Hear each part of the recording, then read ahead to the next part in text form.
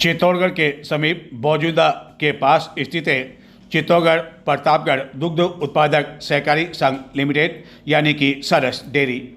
और इसी सरस डेयरी के संचालक मंडल को कभी भी भंग कर या प्रशासक नियुक्त किया जा सकता है। गत कुछ समय से जिस तरह की स्थिति देखने को मिल रही है और सरस डेयरी के चेयरमैन बद्रीलाल जाट जगपुरा को हटाने के लिए किसी न किसी तरह के नोटिस आए दिन उन्हें जारी किए जा रहे हैं। नोटिस का जवाब भी लगातार दिया जा रहा है, लेकिन ऐसा लगता है कि कोई न कोई रास्ता निकालकर सरकार अब उन्हें और पूरे संचालक मंडल को भंग करना चाहती है। और जो स्थितियां देखने को मिल रही है, जिस तरह की उठापटक देखने को मिल रही है, उसको देखकर ऐसा लगता है कि कभी भी इस तरह का फरमान आदेश जयपुर से जारी हो सकता है, जिसको लेकर डेयरी चेयरमैन का कहना है कि यह सब राजनीतिक षड्यंत्र है और इसी षड्यंत्र के तहत उन्हें हटाने के लिए यह सब कुछ किया जा रहा है। गत दिनों कोरम के अभाव को लेकर उन्हें नोटिस जारी किया गया और अब Rajasthan cooperative dairy federation limited की ओर से एक नोटिस जारी कर कहा गया है कि चेयरमैन के संतान संबंधी गलत तथ्य पेश किए गए थे और उसके बाद उन्होंने जीत हासिल की और एक जमनालाल जाट नामक व्यक्ति ने शिकायत की और इस शिकायत के आधार पर क्यों न उन्हें पद से अयोग्य घोषित कर दिया जाए। और यह भी कहा गया कि उनके 10 जुलाई 1995 से लेकर अब तक 2 संतान पैदा हुई जो जीवित थे और इस तरह संतान के मामले को लेकर अब उन्हें हटाने को लेकर एक और नोटिस जारी किया गया। इस नोटिस का जवाब डेयरी चेयरमैन को 15 सितंबर सोमवार को RCDF जो कि जयपुर में स्थित है वहां पर दिया जाना था। हालांकि डेयरी चेयरमैन के अनुसार इन दिनों वह विदेश यात्रा पर है एवं उनके स्थान पर उनके अधिवक्ता जवाब देने के लिए पेश हुए और जवाब में कहा गया कि प्रार्थी के जो 3 संतान हैं उसने डेयरी चुनाव में संतान संबंधी गलत तथ्य पेश किए, इसलिए अयोग्य घोषित किया जाए। जो नोटिस उन्हें दिया गया है उसके बारे में यह कहा गया कि इस मामले में राजस्थान उच्च न्यायालय जोधपुर में पहले ही सुनवाई हो चुकी है। 26 मई 2023 को इस प्रकरण का निस्तारण हो चुका है, लेकिन फिर भी इसके बावजूद उन्हें इस तरह का नोटिस दिया जा रहा है और जिस व्यक्ति ने यह शिकायत की है उसके द्वारा गलत झूठे मनगढ़ंत तथ्य प्रस्तुत किए गए और राजनीतिक दुर्भावना से प्रस्तुत किए गए हैं एवं अधिवक्ता द्वारा उच्च न्यायालय का जो पूर्व का आदेश था वह भी प्रस्तुत किया गया।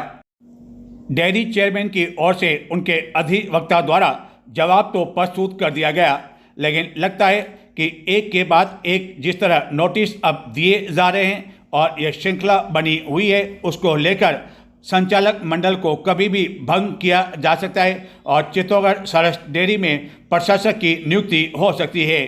ऐसी स्थिति में यदि यह कदम सरकार द्वारा उठाया जाता है तो कांग्रेस क्या रणनीति अपनाएगी, इस बारे में सभी की निगाहें लगी हुई है। एवं क्या इस अयोग्य घोषित किए जाने एवं प्रशासक नियुक्त किए जाने के बाद उच्च न्यायालय में निश्चित है कि चुनौती दी जाएगी, वहां क्या निर्णय होता है, क्या होगा, इस पर भी कई अटकलें अभी से लगाई जाने लगी है और देखना है कि यहाँ पर किसका अंगूठा लगता है।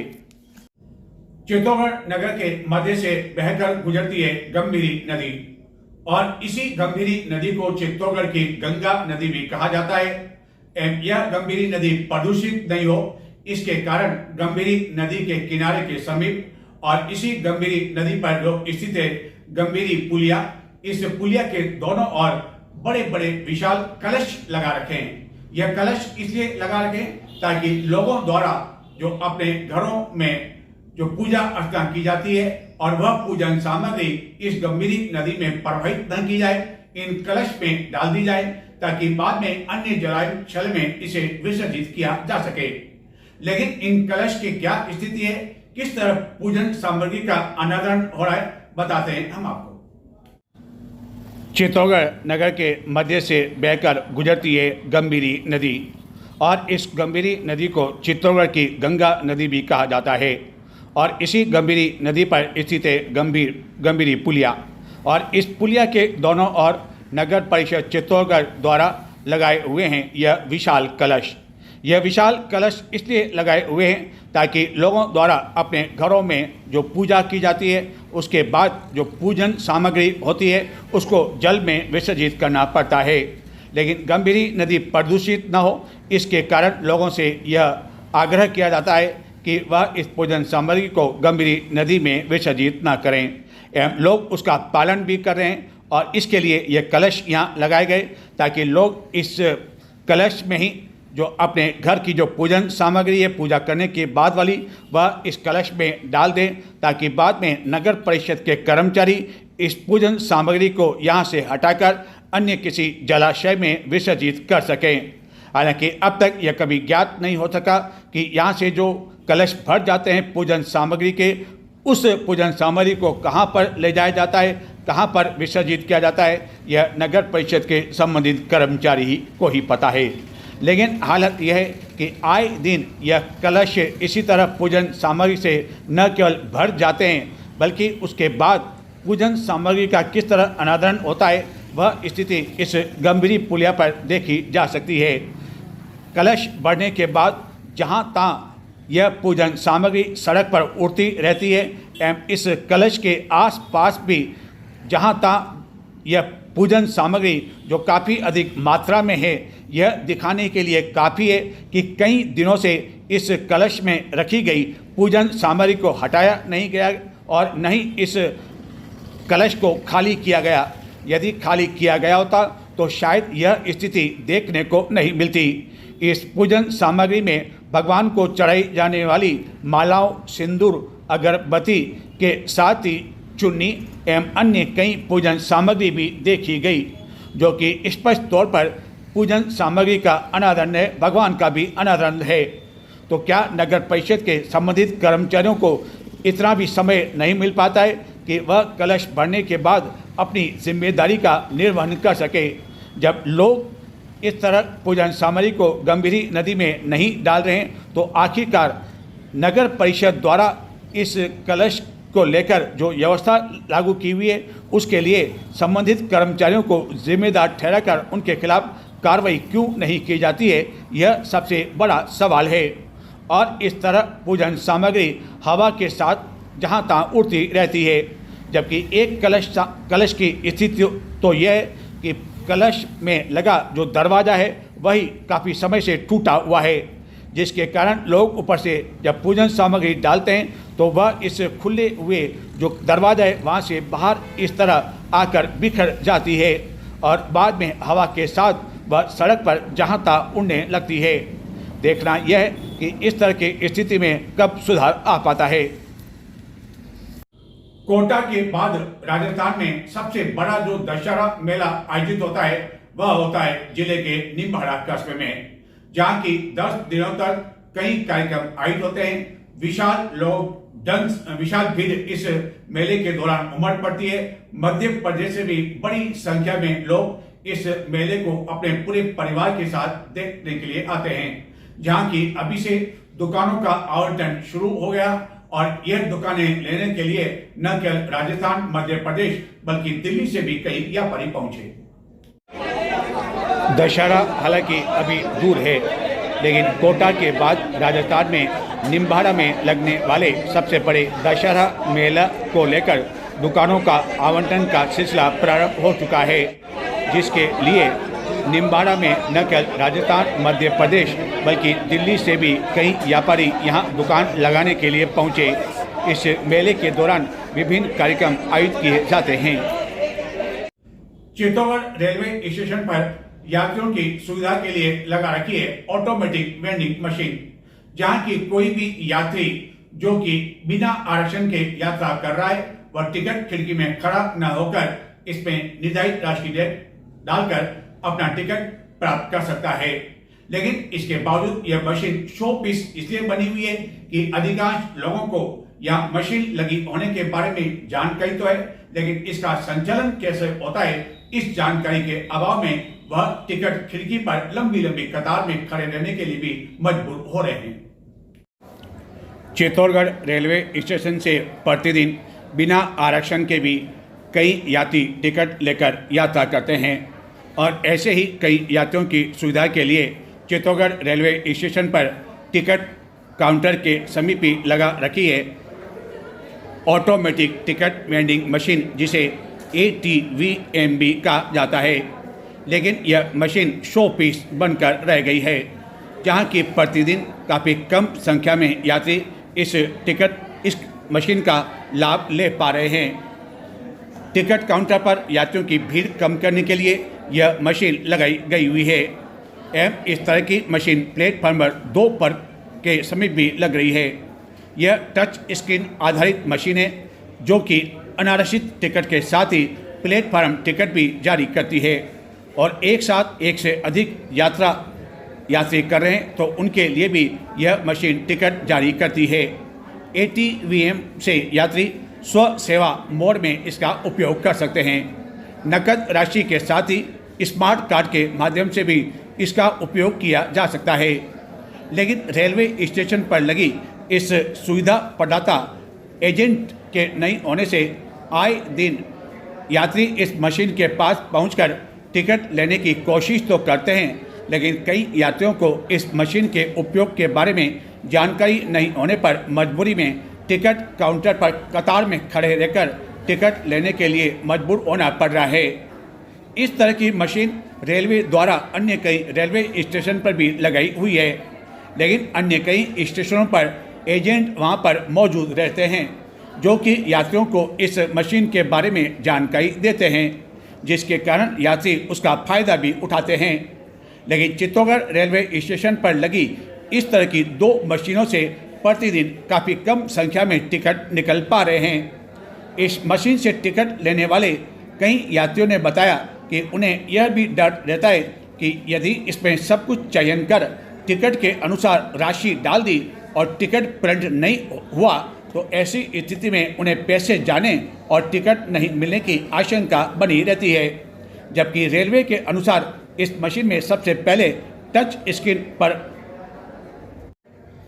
विकल्प चुनने के बाद गंतव्य स्टेशन का चयन, यात्रियों की संख्या, भुगतान करने के बाद यह मशीन ऑटोमेटिक उस स्टेशन का टिकट प्रिंट कर देती है एवं कोई इतनी मुश्किल भी नहीं है कि कोई यात्री इसे समझ न पाए। यदि एक बार वह प्रयास करे तो आसानी से इस मशीन का वह उपयोग कर सकता है और कई बार जब ट्रेन आ जाती है तो उस समय लंबी लंबी कतार लगी होती है और टिकट के अभाव में यात्रियों की ट्रेन भी छूट जाती है, लेकिन इस मशीन का उपयोग कर वह सुरक्षित यात्रा भी कर सकते हैं और ट्रेन छूटने का डर भी उन्हें नहीं रहेगा। कहते हैं कि प्रधानमंत्री नरेंद्र मोदी जब राजनीति में नहीं आए तो वह अपने पिता दामोदर दास मोदी के साथ गुजरात में एक रेलवे स्टेशन पर चाय की स्टॉल पर पिता का हाथ बटाते थे एवं यहाँ आने वाली ट्रेन में यात्रियों को चाय पिलाते थे। समय के साथ साथ इस चाय में काफी कुछ बदलाव आया।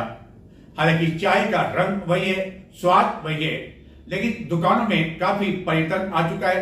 चित्तौड़गढ़ में भी अब चाय के हाथ ठेलों के स्थान पर बड़ी बड़ी दुकानें देखी जाने लगी है, लोगों को आकर्षित करती है। कुछ लोग तो ऐसी चाय की दुकानों पर आकर फोटो भी खिंचवाते हैं। आखिरकार क्या बदला चाय की इन दुकानों का जो रूप बदला, बताते हैं हम आपको चित्तौड़ दर्शन की हमारी इस विशेष रिपोर्ट में, और उसके बाद दिखाएंगे कि खेल भी मिला देते हैं भाजपा के बड़े बड़े नेताओं को एक ही स्थान पर। यह है गुजरात के महसाणा जिले में स्थित वडनगर रेलवे स्टेशन।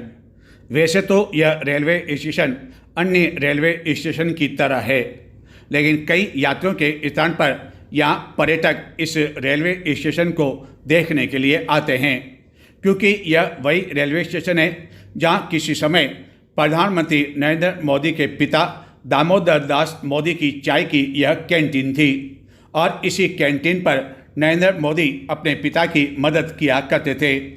नरेंद्र मोदी अपने पिता की इसी टी स्टॉल से इस रेलवे स्टेशन पर आने जाने वाली विभिन्न ट्रेन के बाहर एवं अंदर जाकर चाय बेचा करते थे।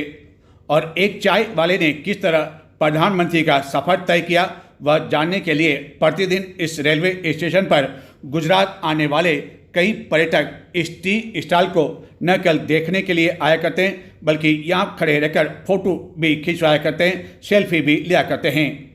आज देश में कई स्थानों पर मोदी चाय के नाम से टी स्टॉलें लग चुकी है और अभी भी यह सिलसिला जारी है। वहीं चाय की इस टी स्टॉल में काफ़ी परिवर्तन समय के साथ आ चुका है।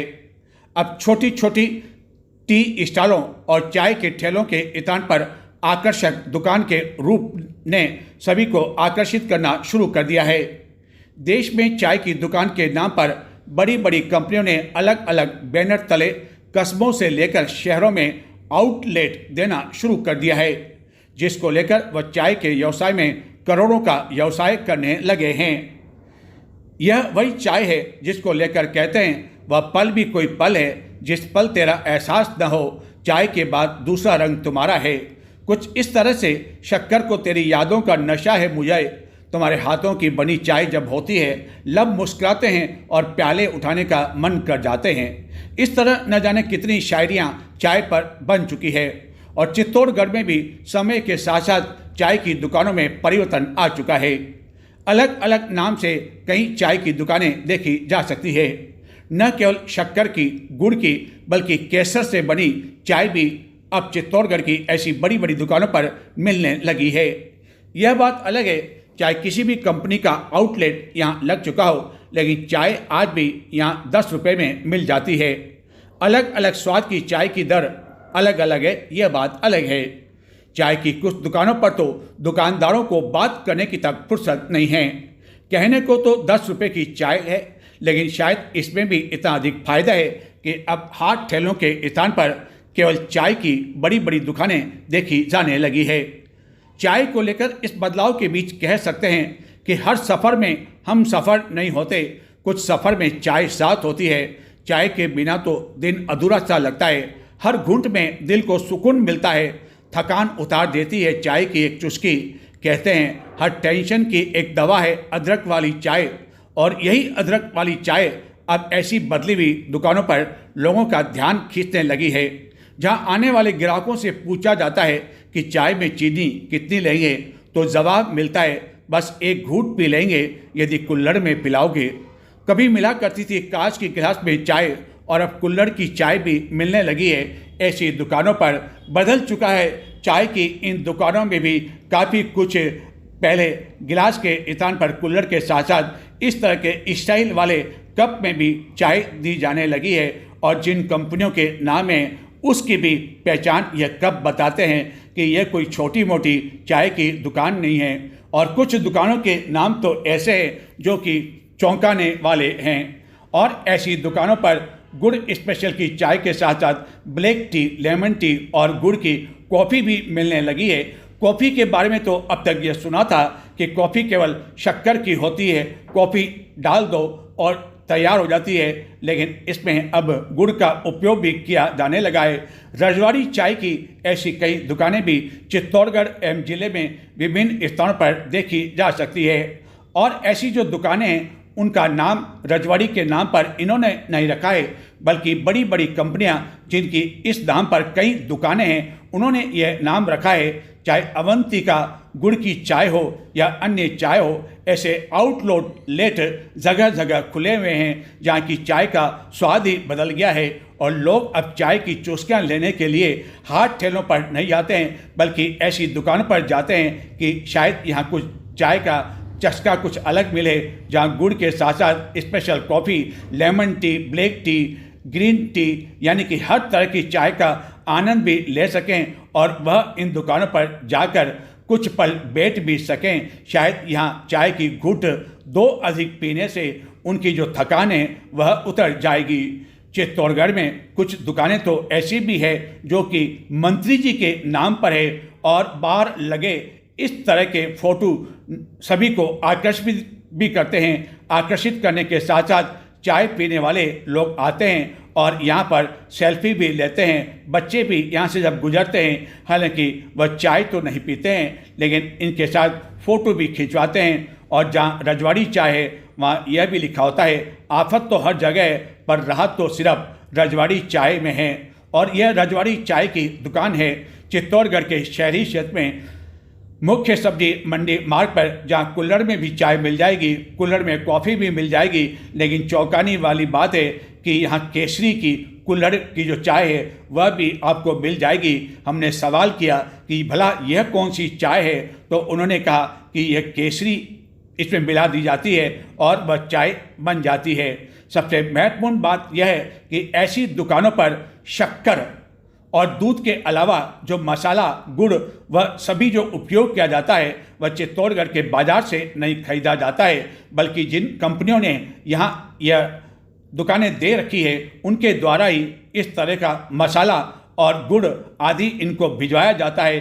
फिर चाय यहाँ तैयार होती है, इसी केतली में गर्मा गर्म चाय बनती है और यहाँ आने वाले लोगों को परोसी जाती है। और यह किला रोड पर स्थित मंत्री जी की चाय की दुकान। अब भला मंत्री जी क्या चाय बेचेंगे, यह तो इस दुकान वाले ही जाने, क्योंकि मंत्री जी को तो जन सेवा में फुर्सत नहीं है, अन्य कामों में फुर्सत नहीं है। लेकिन उनके नाम पर दुकान इसलिए लगी हुई है ताकि शायद कोई कार्यकर्ता आ जाए और यह पूछ बैठे कि यह कौन से मंत्री जी की चाय है, पुराने वाले मंत्री की चाय है या नए वाले मंत्री की चाय है, लेकिन चाय तो चाय है। क्या नाम आपका? राहुल कुमार बंजारा। और राहुल जी, ये जो मंत्री जी की चाय की दुकान है, तो मंत्री जी का नाम इस पे दुकान पर क्यों पड़ा? क्या ये फ्रेंचाइजी ले रखी आपने? हाँ, ले रखी। तो यहाँ पर जो शक्कर और दूध के अलावा की बात करें, जो मसाला वगैरह है वो कहाँ से आता है? ये इंदौर से आता है, एमपी से, कंपनी से आता है, मंत्री जी की फ्रेंचाइजी के। और लोगों की यदि बात करें तो यहाँ लोग सबसे अधिक चाय कौन सी पसंद करते हैं आपके यहाँ? ये रेगुलर गुड़ वाली चाय। गुड़ की चाय। तो गुड़ की चाय में क्या आप जो गुड़ का उपयोग करते हैं वह भी कंपनी की ओर से आता है? हाँ, कंपनी से आता है। कंपनी की ओर से आता है। और यदि चाय की रेट की यदि बात करें तो सबसे कम की रेट हमें आपके यहाँ 10 रुपये की चाय दिखी है, और सबसे ज़्यादा तो वो लेमन टी है, कोल्ड कॉफ़ी है। कोल्ड कॉफ़ी है। तो चाय और शक्कर, चाय और अपने शक्कर और गुड़ की बात करें तो लोग शक्कर की अधिक पसंद करते हैं या गुड़ की अधिक पसंद करते हैं? गुड़ की सुना है हमने अपने यहाँ, तो जो भी कस्टमर आते हैं ना, जो गुड़ की बोलते हैं सब। तो यदि फ़र्क की बात करें, क्योंकि शक्कर की चाय तो हर कोई पीता है, तो गुड़ की चाय की यदि बात करें तो उसमें क्या फ़र्क क्या है दोनों में? फ़र्क तो कुछ भी नहीं, टेस्ट का फ़र्क रहता है बस। और टेस्ट इनके लिए शुगर वगैरह के लिए फ़ायदा होता है गुड़ की चाय पीने से, एसिडिटी, गैस वगैरह के लिए। और लोग कहते हैं कि जो है फीकी चाय भी पीनी चाहिए आप, लेकिन आप बता रहे हैं कि गुड़ की चाय फीकी पीने भी बनती है अपने यहाँ से, फीकी चाय भी, पत्ती वगैरह ये सब कंपनी से भी आता है। ये सारा कंपनी से आता है। और चित्तौड़गढ़ में यदि बात करें तो मंत्री जी की चाय की दुकान के नाम से कितनी दुकानें हैं यहाँ पर? यहाँ पे दो शॉप है। 2 शॉप है यहाँ पर। खेलों के बारे में कहा जाता है कि खेल जीवन का एक महत्वपूर्ण अंग है, लेकिन खेल के बारे में यह बहुत कम सुना कि यह खेल भी कभी कभी बड़े बड़े भाजपा नेताओं को इसी खेल के समारोह में एक ही स्थान पर लाकर खड़ा कर देता है। ऐसा ही कुछ देखने को मिला चित्तौड़गढ़ के समीप स्थित चिक्सी में, जहां की क्रिकेट खेल प्रतियोगिता का शुभारंभ हुआ और आयोजकों द्वारा इस शुभारंभ के लिए आमंत्रित किया गया चित्तौड़गढ़ के सांसद सीपी जोशी, विधायक चंद्रभान सिंह आकिया को। और जब यह जानकारी मीडिया में आई तो एक बात ऐसा लगा कि इन दोनों नेताओं में से एक जाएगा, एक नहीं जाएगा। लेकिन यह दोनों ही भाजपा नेता न केवल इस कार्यक्रम के शुभारंभ के अवसर पर पहुंचे, साथ साथ बैठे, नजरें भी मिली और दोनों मुस्कुराए। गत कई दिनों से इन भाजपा नेताओं के बीच जो खींचतान चली है वह जग जारी है, लेकिन काफी समय बाद यह दोनों नेता एक साथ समीप बैठे हुए दिखाई दिए। खेलों के बारे में अब तक काफी कुछ सुना भी था, देखा भी था, लेकिन जब कभी सरकारी स्कूलों में इस तरह का आयोजन होता है तो आयोजक बड़ी दुविधा में पड़ जाते हैं कि किस नेता को बुलाएं, किसको नहीं, सत्ता वाले नेता को बुलाएं या विपक्ष वाले नेता को। लेकिन खेलों में इस तरह नेताओं के बीच जो दूरियां होती है वह समीप दिख जाए तो बड़ा आश्चर्य होता है। ऐसा ही कुछ देखने को मिला राजकीय उच्च माध्यमिक विद्यालय चिक्सी में सोमवार को, जहां की जिला स्तरीय 14 वर्षीय क्रिकेट प्रतियोगिता का शुभारंभ था। शुभारंभ के लिए भाजपा सांसद, चित्तौड़गढ़ विधायक दोनों को आमंत्रित किया गया। मीडिया में भी यह जानकारी आई कि दोनों को आमंत्रित किया गया, लेकिन शुभारंभ से पहले ही कई जने कहने लगे कि इस तरह का आमंत्रण तो पहले भी दोनों नेताओं को मिला करता है, लेकिन एक नेता आता है और दूसरा नेता यहाँ होते हुए भी नहीं आता है। कारण सभी जानते हैं कि दोनों की जो दूरियां हैं वह गत काफ़ी समय से चली आ रही है। लेकिन क्रिकेट की इस प्रतियोगिता में दोनों ही भाजपा नेता पहुंचे और बहुत समय बाद इस तरह का अवसर देखने को मिला, इस तरह का दृश्य देखने को मिला, जबकि दोनों नेता पास पास बैठे रहे, दोनों की नज़रें भी मिली, दोनों के चेहरे पर मुस्कुराहट भी दिखाई दी। हालांकि यह बात अलग है कि यह क्रिकेट का आयोजन था और क्रिकेट में कब उतार चढ़ाव होता है कोई कुछ नहीं कह सकता है। यह मुस्कुराहट किस तरह की थी कहा नहीं जा सकता है। तो क्या यह मुस्कुराहट आने वाले समय में इस तरह जो वाहनों पर लिखा हुआ है कि यहाँ तो आरटीआई ही चलता है, इसमें कुछ परिवर्तन दिखाई देगा, या यही स्थिति अगले विधानसभा चुनाव तक भी कार्यताओं को देखने को मिलेगी कि टीम एमएलए, टीम बीजेपी या टीम सीपी, यही कुछ देखने को मिलेगा, या इस खेल के बहाने ही सही दोनों के बीच में जो मुलाकात हुई और जो दोनों के बीच में नज़दीकियाँ देखने को मिली, पास पास भी बैठे तो आखिरकार बात तो कुछ निकली होगी। और जब चेहरे पर मुस्कुराहट आई तो देखना यह है कि यह मुस्कुराहट आने वाले दिनों में क्या रंग लाती है या इसमें भी कुछ रंग है। नजर डालते हैं कुछ और समाचार की ओर, लेकिन संक्षिप्त में देखते रहें चित्तौड़ दर्शन। हिंदू जागरण मंच जिला कार्यकारिणी की बैठक प्रांत संयोजक रितेश जैन के आतिथ्य में गांधीनगर स्थित त्रिपोलिया हनुमान मंदिर पर आयोजित की गई। इस बैठक में अन्य कई पदाधिकारी एवं कार्यकर्ता मौजूद थे एवं बैठक में इकाई विस्तार करने के निर्देश भी दिए गए। भाजपा के युवा नेता श्रवण सिंह राव और उनकी टीम द्वारा की गई पहल के बाद गत दिनों गणपति विसर्जन को लेकर सम्मान समारोह का आयोजन किया गया। इस दौरान विभिन्न गणपति समितियों के सदस्यों को सम्मानित किया गया। लगभग 35 झांकियों के कई युवाओं ने इस सम्मान समारोह में भाग लिया, जिसमें संत के साथ ही चित्तौड़गढ़ के सांसद सीपी जोशी आदि मौजूद थे।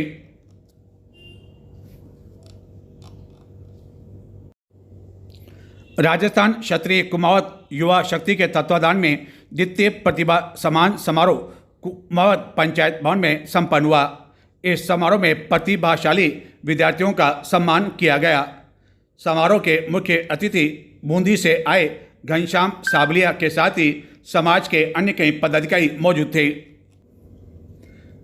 मेवाड़ एवं जिला स्तरीय बेंच प्रेस चैंपियनशिप प्रतियोगिता का आयोजन चित्तौड़गढ़ के इंदिरा गांधी स्टेडियम में किया गया। संघ के सचिव रवि बैरागी ने बताया कि चैंपियनशिप में विभिन्न जिलों के खिलाड़ियों ने भाग लिया एवं यहां से चयनित खिलाड़ी 18 एवं 19 सितंबर को कोटा में आयोजित राज्य स्तरीय प्रतियोगिता में जिले का प्रतिनिधित्व करेंगे। राजस्थान शिक्षक संघ राष्ट्रीय ने उच्चतम न्यायालय के शिक्षक पात्रता परीक्षा टीईटी को लेकर पारित निर्णय से प्रभावित शिक्षकों के हित में जिलाध्यक्ष पूरनमल लोहार के नेतृत्व में प्रधानमंत्री, मुख्यमंत्री एवं शिक्षा मंत्री के नाम जिला कलेक्टर को ज्ञापन दिया और कहा कि इसको लेकर कई शिक्षकों के सामने काफ़ी अधिक परेशानियां उत्पन्न हो गई है और इसे निरस्त किया जाना चाहिए। चित्तौड़गढ़ एवं विभिन्न जिलों से आए गुर्जर समाज के लोगों ने श्री सांवलिया सेठ मंडपिया के परम भक्त रहे भोली राम गुर्जर की मूर्ति स्थापना सहित विभिन्न मांगों को लेकर सोमवार को सांवलिया जी में मंदिर अध्यक्ष हजारीदास वैष्णव को ज्ञापन दिया। ज्ञापन में गुर्जर समाज के बेरोजगार युवाओं को मंदिर परिसर में रोजगार दिए जाने की मांग भी की गई। इस अवसर पर बड़ी संख्या में गुर्जर समाज के लोगों के साथ ही समाज के पदाधिकारी आदि मौजूद थे। चित्तौड़गढ़ एवं जिले में आगामी 22 सितंबर से नवरात्रि महोत्सव की धूम प्रारंभ हो जाएगी। इसके साथ ही जहां तहां गरबा डांडिया की रंगत भी देखने को मिलेगी। इसी गरबा डांडिया को लेकर विभिन्न समितियों की ओर से कार्यशाला का आयोजन किया जा रहा है, जिसमें युवतियां बढ़ चढ़कर भाग ले रही है एवं गरबा डांडिया के विभिन्न स्टेप सीख रही है एवं यह नृत्य सिखाने के लिए बाहर से भी कई लोगों को बुलाया गया है। तो ये थे आज के समाचार। नमस्कार।